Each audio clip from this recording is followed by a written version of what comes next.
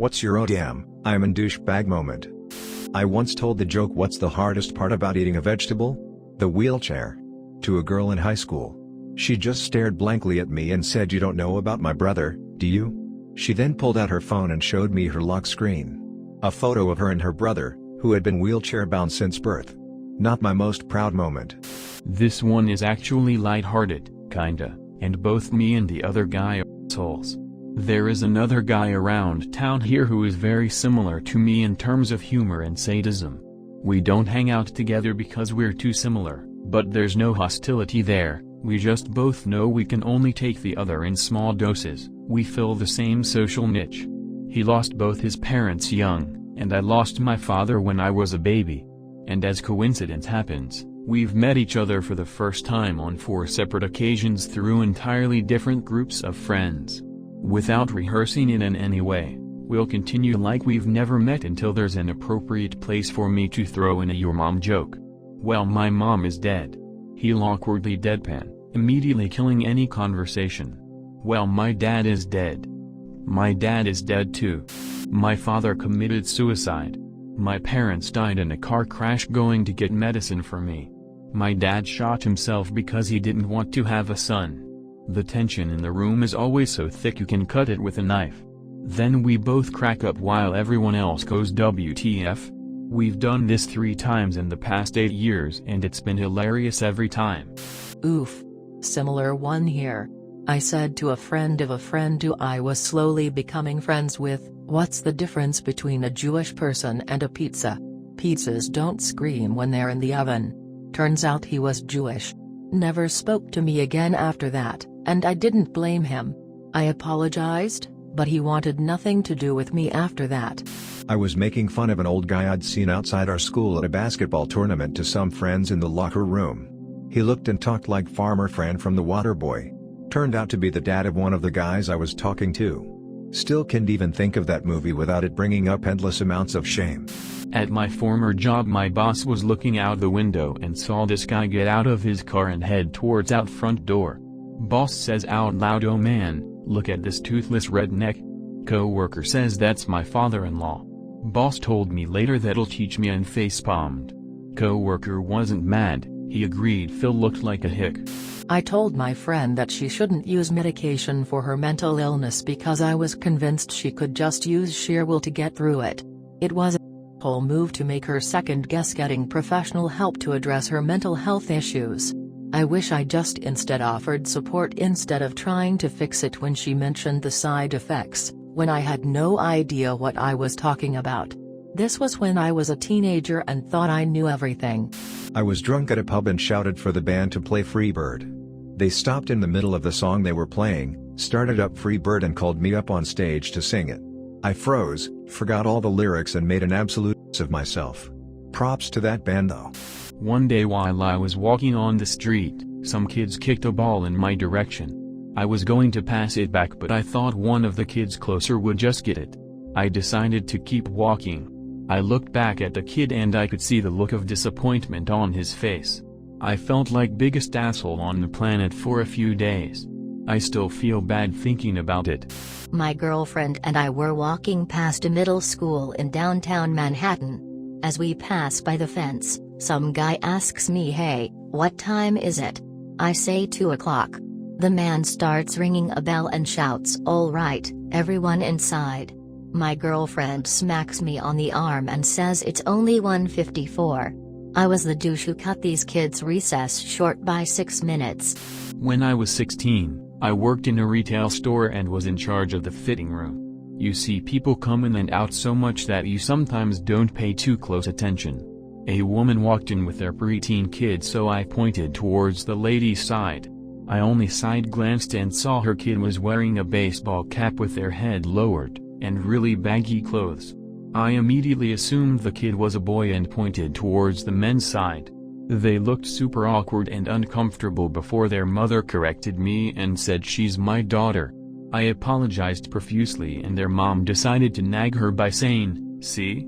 With the clothes you wear, people think you're a boy." I felt even more terrible that I put her in this weird conversation with her mom. About 20 years ago I had some friends over for a party. At some point a girl spilled her drink all over my keyboard and all the keys got stuck and it didn't work. Somehow I got irrationally angry. She tried to apologize but I judged the effort too feeble. I tried to clean the keyboard, swearing aloud, which made her miserable. I finally slapped a big out-of-order notice on the keyboard right next to her.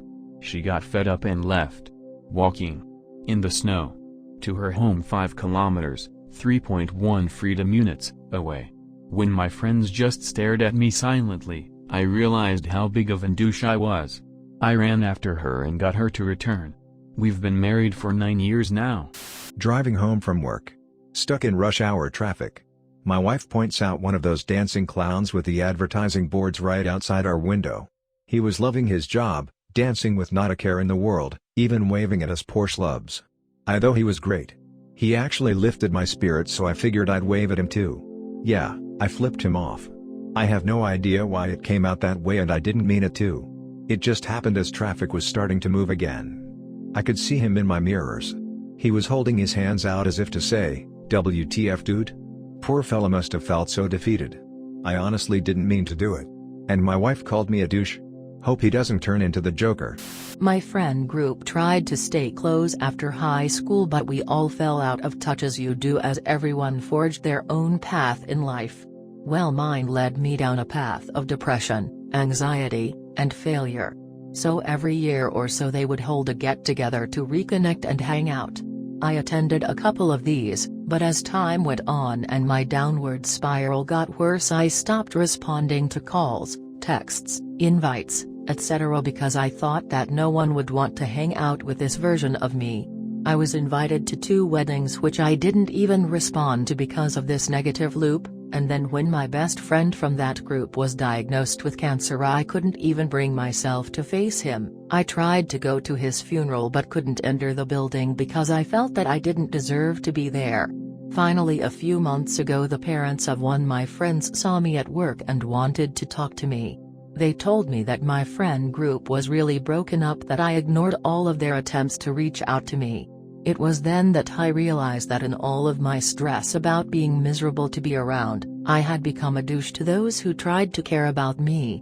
I was running a bit late for work one afternoon, and traffic was oddly heavy for part of the drive. All these cars were driving like 15 under the speed limit. As soon as the road opened to 2 lanes I slammed on the gas pedal and flew around this ridiculously slow line of cars.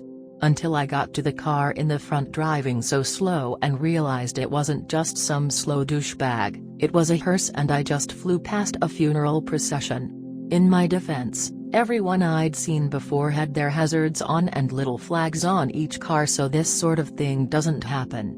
But I felt awful. Vegas. Second to last row for a Blue Man Group show. The people behind us were talking loudly the entire show. They were basically giving a play-by-play of everything going on. We shushed and glared repeatedly to no avail. By the end of the show we were so mad that we were going to throw some harsh words their way. The lights come up. We turn around. There was a group of people and their obvious chaperones. This was a group of blind people. Many of them had no eyes. We slipped away feeling just awful about our behavior. We really should have apologized. My buddy wanted to set me up with a new co-worker of his. I got to his apartment early and started getting drunk with his roommate. He called and said they were going to be late. He said, "She's a bigger girl. Don't mention her weight." He had told me this previously as well. By the time they showed up, I was pretty drunk and I wanted to make a good impression. I said, "You're not nearly as fat as they said you were." She turned around and fled. I grew up fairly poor and as a kid, the concept of money didn't mean much to me. I just knew we had less things than the other kids in my class. So when the Nintendo started getting super popular, I asked my mom for one. She obviously refused since we couldn't afford it, but apparently, later on that evening I had drawn a picture of a Nintendo along with a comic strip of me and my mom playing a game on it together. Apparently she had stayed up that entire night crying because she had felt guilty about not being able to afford it, as my dad told me years later. When I was a kid we were on a field trip somewhere and I saw someone with cerebral palsy using canes to help them walk. I didn't know anything was wrong with them and just thought they were walking funny, so I started imitating them to make my friends laugh. My teacher came over and pulled me aside and explained to me that they had a disability and it wasn't okay for me to do that. I still didn't completely understand at that point, I just knew that it was wrong. I didn't understand how bad what I was doing was until I was much older, and I still feel like a douchebag about it now, especially since it's possible they might have seen/heard me.